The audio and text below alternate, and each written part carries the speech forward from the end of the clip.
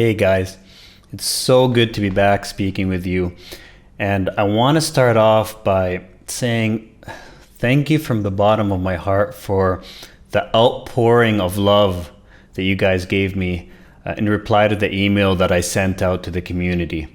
It wasn't easy to send out that email. In fact, I didn't plan to write that per se. It actually just flowed out. I wanted to write that, hey, I'm ready to kind of come back and be of service to the community and open it up for questions.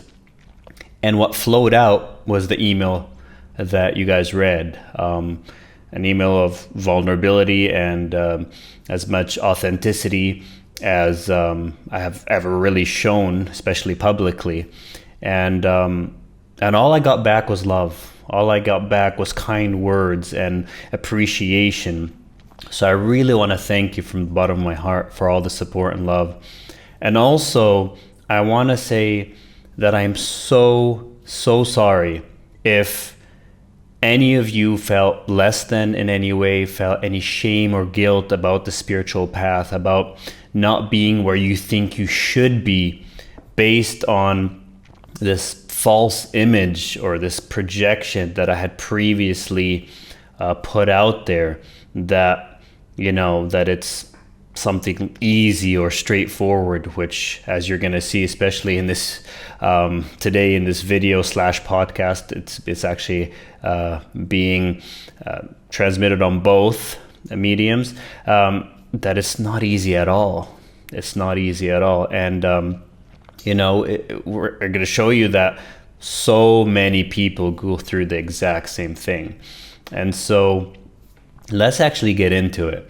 And so what I want to do is I want to read you just a sample of replies that I got to my email with a very common theme, just to show you guys how common this is, that we all struggle on the spiritual awakening path, that it is a lot of back and forth, and that's okay and that's normal. And it's going to lead into the real theme of today in answering these questions and these concerns. So I just want to read a very quick sample for you guys just to see that you are not alone at all. All right. And so the first one is from Stephanie.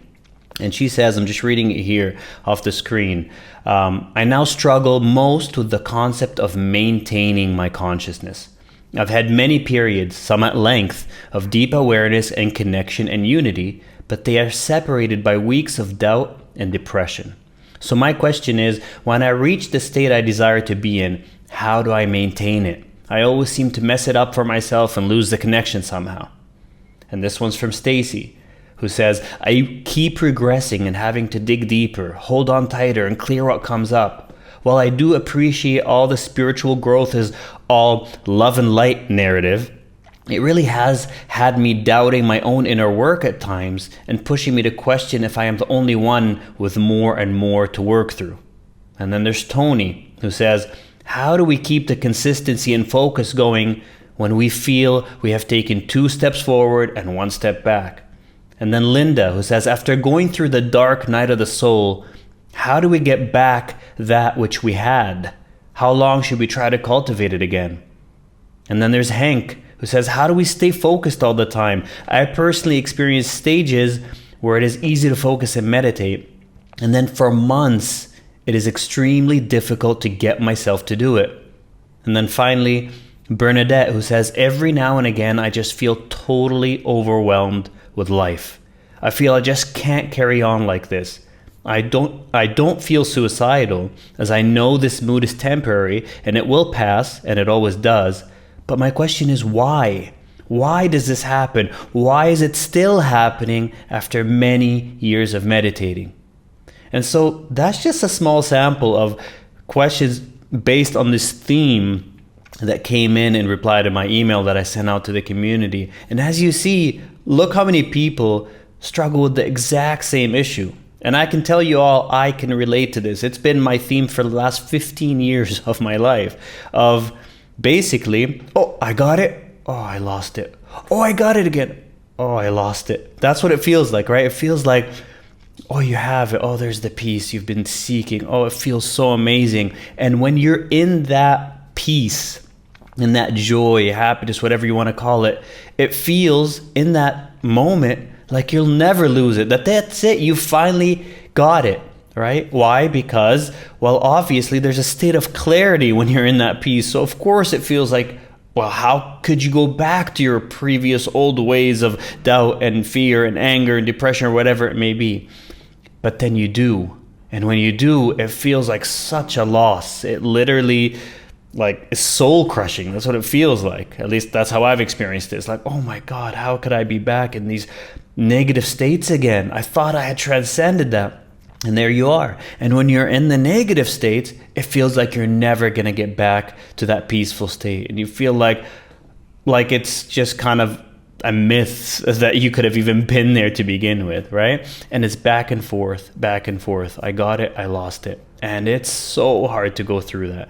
And all you want to do is try to maintain that higher state of consciousness, but then you don't know how, because when you're in the other state, it feels so disconnected. You feel so disconnected and so apathetic, like you just don't care enough to try to get back in this state. And even if you do, you can't dig yourself out, all right? And so the question is, well, how do you do that? How do you get yourself back? And the reason why I wanted to cover this question first, to start this series, is because it gets to the crux of the matter, and it kind of taps into the key of all spirituality, of all spiritual practice. And in answering this, that's what I hope it will reveal, is that essence of the practice. And in fact, that it will reveal what the most important spiritual practice is at the core. There are other spiritual practices that'll help you get there, but you always need to eventually come to the core.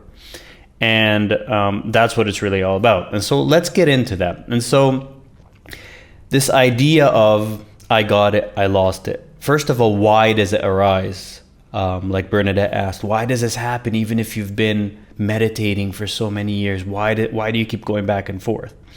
Well, the first thing I want to put forth here is that this whole thing that arises is actually an issue of misidentification. All right, it's actually an issue of identifying ourselves with polarities of mind and thinking that that's who we are. All right, that's what I've come to realize. And I've actually realized this relatively recently. I had understood it intellectually for quite a long time, for many years, but it's only recently in the last, let's say, month or so, literally, that it's been internalized at a much deeper level, that it has caused a big shift in my life, and it has caused a big shift in my state of consciousness. Doesn't mean that there aren't challenges, there still are. Doesn't mean, I don't experience this kind of back and forth, but I'm experiencing it for the most part from a different perspective, which makes it, a whole different thing to experience. And so that makes it kind of a lot easier to go through. And it's just very different. So let me explain it to you, all right? And so when you are in that state of, let's say, peace and joy or whatever it is, what tends to happen virtually every time is that the mind grasps onto that and tries to claim it, tries to say, I achieved that. I got there. Oh my God, I'm finally at peace. And now I want to stay here. I want to maintain it. I. It's all about the mind believing that it did it. And so, of course, it wants to maintain it. And so then when it's lost, and I'll get to explaining why it's lost, but when it is lost, or seemingly lost, then what occurs is that the mind feels that something was stolen from it. Like it had claimed this thing, it had achieved it, and now it's gone, it's taken from it, and now it's back in a state of depression. And so what does the mind do? The mind then identifies with that state, all right? And so now the mind feels that I am feeling bad, I am depressed, oh look, how could I be back here again? And so it's identified with that, thinking that's it. And when you're identifying with either the highs or the lows, you're losing who you truly are. You don't know who you truly are. You are identifying with a fixation of the mind. That's what's occurring. And so that's never going to be a place that feels good for very long, because the mind has polarities. It is a split mind. It's dual by nature. And so if there's highs, they're going to be followed by lows, and vice versa. And so you're never going to have that stability. And so the question is, well, where do you find that stability in this whole, spiritual awakening path? Where do you find that stability? And the stability comes from a radical shift in perspective. And the radical shift in perspective is from being identified with states of mind to being the one in which the states of mind are appearing, and even the identification is appearing. What do I mean by that? Well, I want to, in connection to all this, I want to kind of share with you a practice that I use, that I believe is the core spiritual practice, and it can be looked at in different ways and different vantage points, but they're all really the same thing. And so the core spiritual practice is to enter a meditative state with a key question. And the question that in the way I like to phrase it, there are other ways to do it, but the way I like to phrase it is what am I beyond thought? All right. Now, this seems very simple. It even seems like something that you would try to answer with your mind. But by definition, the way the question is structured, it makes you not be able to do that. Okay. And so why? Because if you're trying to answer it with your mind, when you ask, what am I beyond thought? If you start trying to think about it, by definition, you're not finding out what you are beyond thought. So by definition, if you do it right, it shuts down the mind. And so the idea is, what you do is you get in a meditative state, okay? You do a few breaths, you kind of calm yourself as much as possible, you get relaxed, and then you pose this question internally. What am I beyond thought? And then what happens is, if you are actually looking, what happens is this still alertness comes online, because now you're all of a sudden, you're actually watching with great attentiveness and with great engagement to find out what you are beyond thought. Because if you look back on your life, you've always defined yourself by thought. That's how we all define ourselves. Thought. And what are you beyond thought?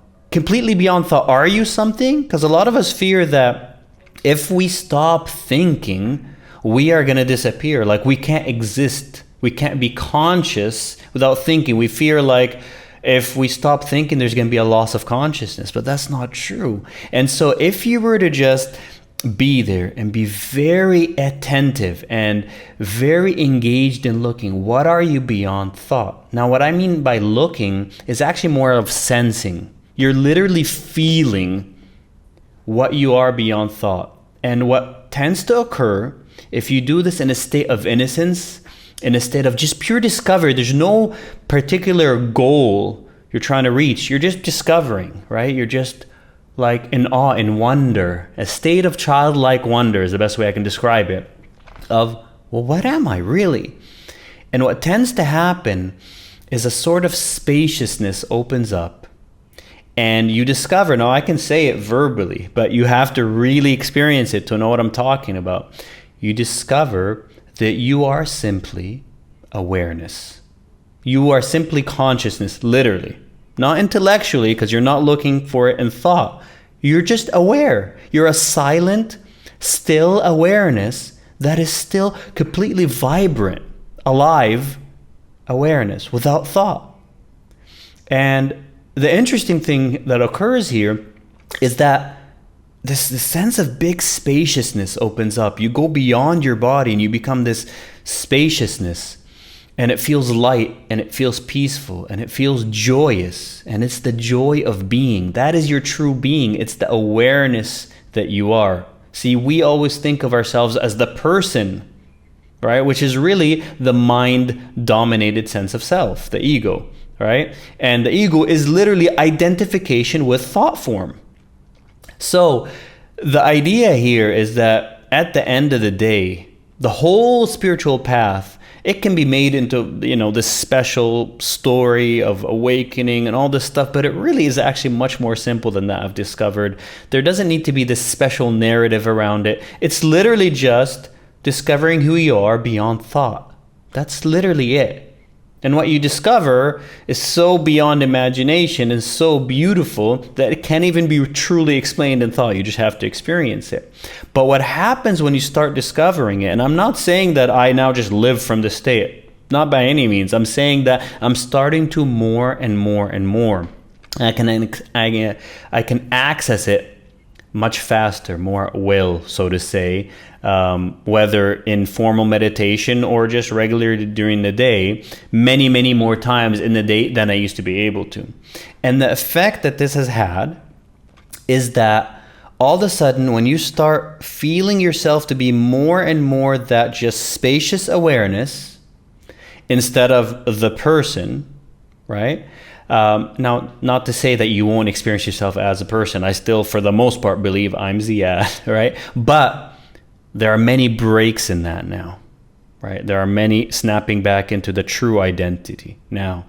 And that feels more real. And this is more and more starting to become, the Ziad idea is starting to become more and more like a story. And so the more that occurs, the more the whole spiritual awakening path can be looked at from a completely different angle. And what's seen then is that, wait a minute, this, oh, I got it, oh, now I lost it, is not actually me getting peace and then losing it, going into depression or whatever it is, or feeling apathetic. It's just the mind doing its thing. And what I am is watching it all, is always here present as that spacious awareness, always. Even in the midst of the darkness, I am still, as I always was, that spacious awareness, just watching it. And so when it's looked at from that perspective, you realize that's what you always already are. And so there's nothing to strive for, and there's nothing to maintain. Stephanie asked, how do I maintain this? You don't need to maintain it per se. You just need to have that flip in perspective that sees, oh, the one who's trying to maintain it isn't real. It's just a thought. And I, the true I, is the awareness that even sees that thought, sees the one who's seemingly trying to maintain it and feeling so bad when they lost it or when they lose it. And so it becomes a radical shift in perspective. And now, not everyone's going to be able to instantly experience themselves as this awareness. So there are steps along the way. There are steps of experience the senses, experience your inner body, feel the aliveness of it, right? That if you're doing it again from a state of childlike wonder, of just pure exploration, you're not in thought. And so that becomes a doorway. Another doorway can be just following the breath. And that becomes a doorway because it takes you out of mind. The key theme here is what? Dropping out of thought into either the body or the more spacious awareness. That's really what it's all about. Every true spiritual path will end you up right there. Out of thought into awareness. That's really the kind of the end game. And there are steps along the way. But I start with the end game for this first video / podcast. I start there because if you begin from the perspective of the end game, it sure makes the whole path a lot easier, because then it stops being a path about becoming, about grasping, about striving, about trying to maintain something, and it starts being a path about what you already are, is always here, is already complete. You don't have to reach anything. All you're really doing is watching the human aspect of you do that evolving, becoming game. And so it becomes a little more of a story going on in what you truly are versus you going through these ups and downs that seem so serious and seem to have such big consequences. It really does shift things in that way. And so in relation to that, so that's the idea of maintaining. That kind of starts dropping away, like I need to maintain it. But then there's some other things that I'm just looking at the screen again about the questions that people said. See, for instance, Stacy said, I have to dig deeper, hold on tighter, clear what comes up. This holding on tighter, that's still, again, the mind trying to stay grasping onto something and doubting itself and thinking, oh my God, am I doing something wrong if I go back to these different states? Linda says, how do I get back that which I had? See, the mind is saying, I have this, versus I am the awareness. There's nothing to have or grasp onto. And so there's nothing to lose in truth. And so the question from Bernadette is why this happens. Why does it keep happening even after years of meditating? Well, one, it keeps happening because it's not a reality. It's an experience of the mind. It's just showing you what happens when we identify with different polarities of mind. So it'll keep happening as long as we keep misplacing our identity in mind, in states of mind versus our true nature. So it's going to keep happening. But there's another reason why it keeps happening that's actually a good thing. And here's what I mean by that. Okay, so what tends to happen is, let's say you go into this period of time when you're feeling this deep awareness, deep love, appreciation, whatever it is, connectedness, and you're feeling great, right? And it goes deeper and deeper and it feels like it's going to be endless. And then suddenly, at least this is how I experience it, suddenly, maybe it could be a week of this, a couple weeks of this, a month of this, whatever, suddenly this huge amount of resistance starts arising. For me, it arises as anger from my gut, rage even, that comes up. And then you're like, what the hell is this? I thought how could I be in such a state of peace and all of a sudden I have this stuff coming up? For others, it could be anxiety. I don't really experience anxiety per se, but for others, it's anxiety. For some others, it could be depression, whatever it is, something negative stuff comes up, right? And you're going, well, how could it come up after all that amazing stuff, after that breakthrough? And what I realized, and I realized this part relatively recently too, when I was talking to a very close friend of mine, is that I was actually telling him about kind of these cycles that, it's always this cycling back and forth, when's it going to end type of thing. And I was letting myself kind of indulge in complaining about it. And then all of a sudden, as I was speaking, I said to him, and I know, and I just kind of said it in a passing way, and I said, and I know this stuff is all just coming up to be loved, and then that, even though as I continued talking internally, that sentence stopped me in my tracks, stopped me dead in my tracks. And I was like, wait a minute. My mind kind of stayed still as my mouth kept talking, but it was kind of like, wait a minute. It's all just coming up to be loved. Oh my God, it's not a regression. And it hit me. And that was coincidental with the time where things kind of just shifted, even with that other perspective, and things have been relatively quite different. And it was like, it's just coming up to be loved.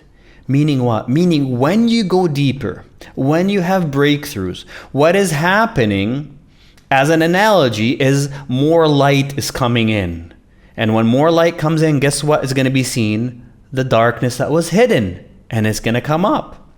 Or, as another analogy, when you're doing more inner work and you're feeling deeper and more connection, you're digging deeper. Well, guess what's going to happen as you dig deeper? Stuff that was buried inside is gonna now come up because you've dug that deep. And so how it's experienced, because again, we're identified with the polarities of the mind, is that, oh my God, I've regressed. Oh, I've backtracked. Look at me now. I was in a state of peace. Now I'm feeling like crap. Whereas in reality, you actually are progressing. You have dug deeper. You have shone more light inwards. And guess what happens? The darkness is going to be seen. More stuff is going to come up. So it is coming up now. And what is it coming up for? It's coming up to be loved. That's the whole point. What is the purpose of this spiritual journey? When I was talking earlier about, being in a state of presence and just experiencing yourself as the awareness that you are. what was I really talking about here? Well, that awareness, that joy of being, when you really start to feel it, love starts pouring out of you, because that's really its essence. It's like a diamond. And you can call it love. One facet is love, another facet is joy, another is gratitude, another is kindness. It's all one thing. And there are aspects of it. And that's what you are. That's what we all are. That's our true nature. And so when you're in, it's really all about love. It's all about joy. It's all about gratitude. You can use any word. But so when I say it's coming up to be loved, it's coming up to be held in that spacious awareness and to be fully accepted and allowed to be just as it is. That's what's really happening. And if we were to do that, it gets transmuted and it heals. That's what heals it. You're not doing it to heal it. You're doing it just to love it. Just because it exists. Even though it's quote unquote negative energy, it exists. And if you are love, infinite love, how could you reject anything's existence? You would only embrace it. You would only love it.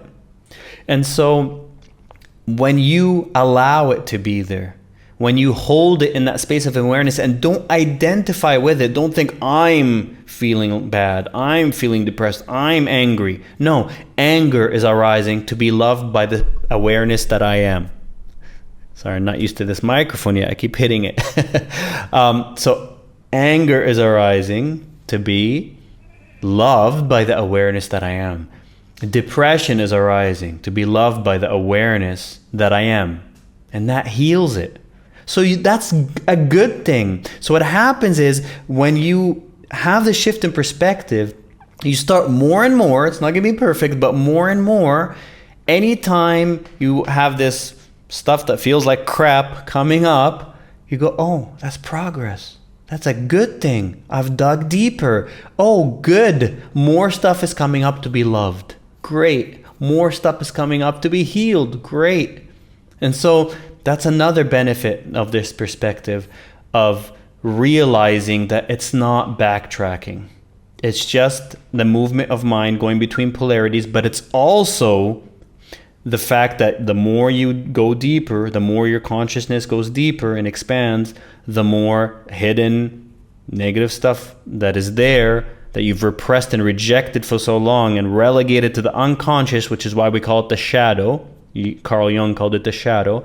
Why it starts arising, because you've removed all the layers that were blocking it, and now it can come up. And so now you love it. You allow, and you love it not by saying, oh, I love you. I mean, you can embrace it internally, but really it's just, if you can just be that awareness, that spaciousness, and allow it to be there without rejecting, without hating it, that is love, and that transmutes it. And so that really changes the whole spiritual path. That makes it completely different.